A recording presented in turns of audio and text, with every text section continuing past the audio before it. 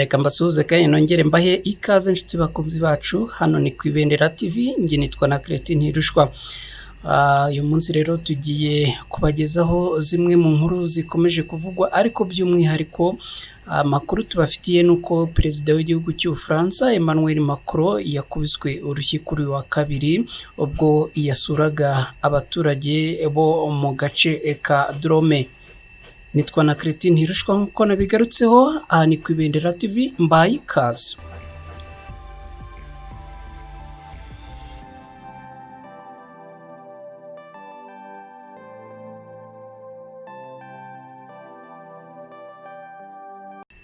Kuri uyu wa kabiri perezida Emmanuel Macron w'Ubufaransa amaze gukubitwa urushyi n'umugabo utaramenyekana neza nubwo yasuraga abaturage, aho perezida Emmanuel Macron uru rushyi yarukubiswe mu rugendo yerekezagamo muri Drôme, na gace ko mu majyepfo y'iki gihugu cy'Ubufaransa.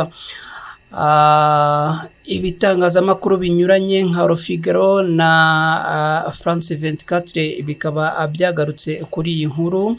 Mu by'ukuri akaba ari inkuru irimo kuvugwaho na benshi hirya no hino, haba ku isi ndetse by'umwihariko muri iki gihugu cy'Ubufaransa.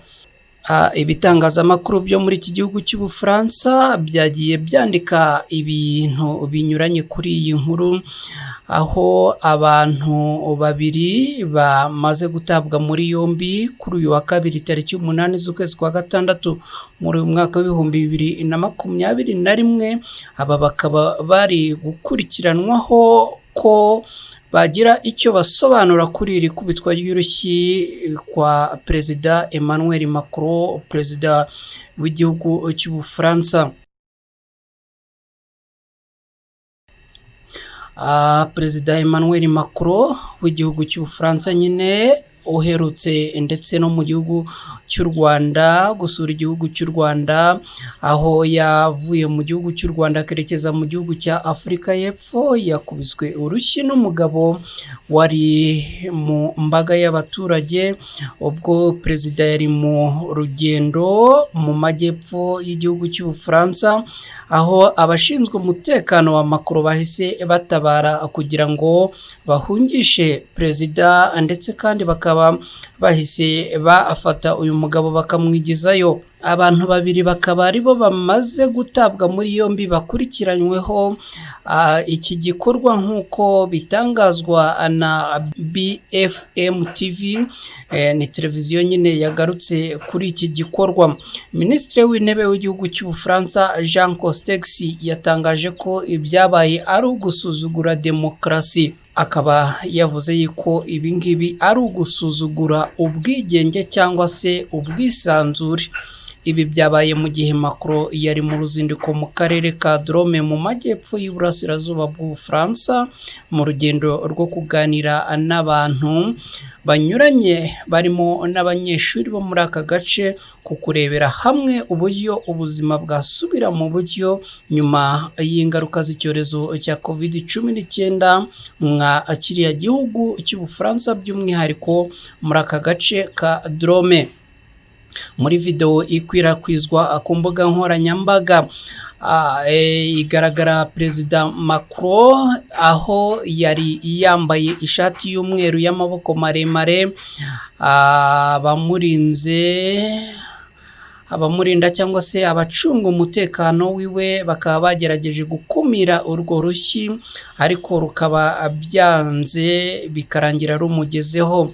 Aha yagendaga asuhuza abantu ndetse agerageza gusabana n'abaturage, maze umugabo bigaragara ko ashobora kuba yaramufitiye umujinya amukubita urushyi ruvuza ubuhuha.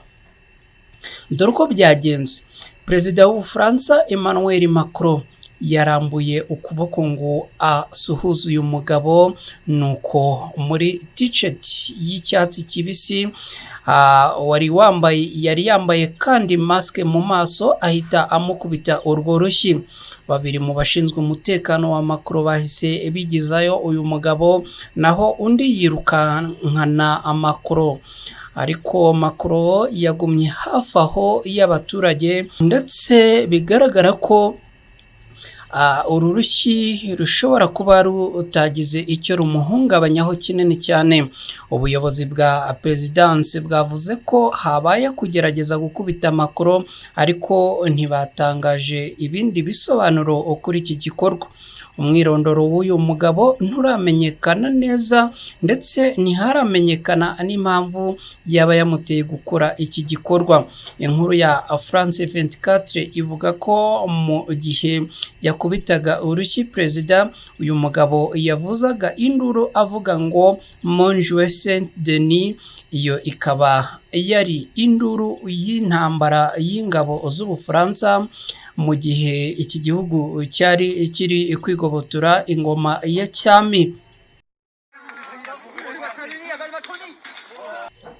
Ibi ntibyari bimenyerewe ndetse nta nubwo byari byakabayeho.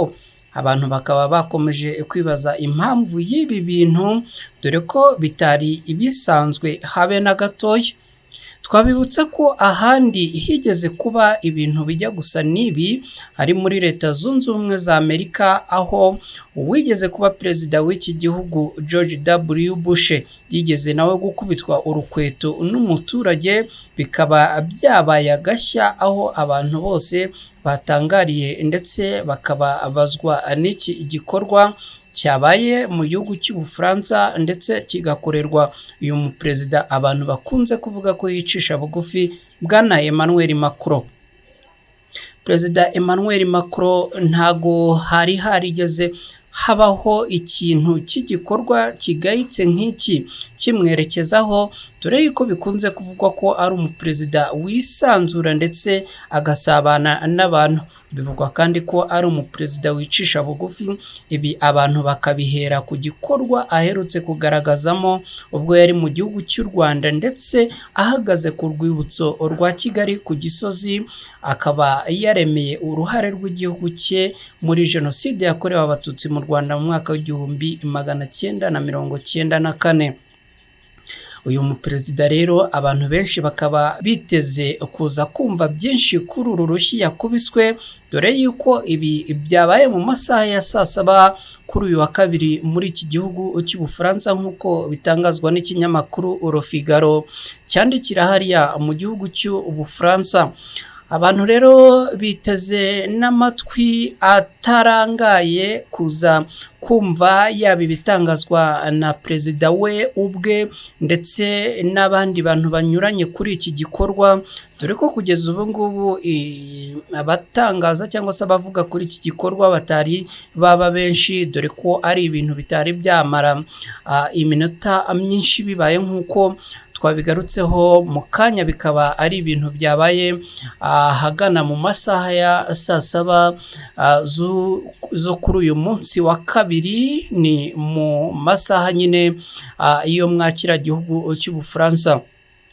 Reka rero tubizeze kuza gukomeza tubakurikiranira iby'iyi nkuru, kandi tubizeza ko ubufatanye bwanyu aribwo budutera imbaraga ndetse ari nabwo budushyiramo umurava wo kubategurira no kubagezaho inkuru dukomeza kugenda tubategurira. Kandi ndabibutsa ko tubakunda kandi tukabahoza ku mutima.